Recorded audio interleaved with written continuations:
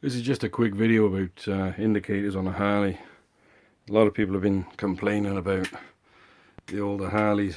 Got this kind of switch that you press, and as soon as you let go, the indicators stop working, and you got to keep them held down while you're riding to indicate. I couldn't live with it. So basically, the switch inside the handlebar unit is this.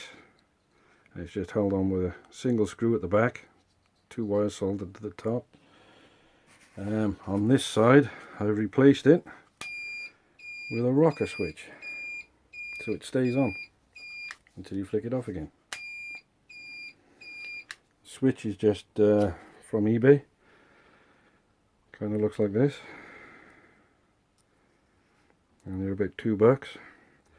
I took a piece of stainless steel, 2mm thick, 50 by 35, and I just 20mm up, put a bend in it, 90 degrees, to replace the framework for the switch. Popped a hole in it for this switch to go in, soldered the wires on the back, fed an earth for the lamp, and now the indicators stay on until you knock them off. I'm going to do this side eventually. When I do, I'll probably make a little tutorial to show what I've done. This one I'm not overly happy with. It was just my first attempt, and there's a gap at the top, so I'm going to redo this and probably spray the stainless plate black so it blends in. You won't be able to tell. But yeah, I think I'm very happy with that.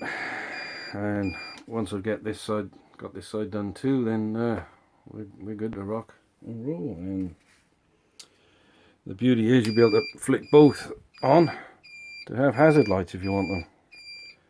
So yeah, there we go.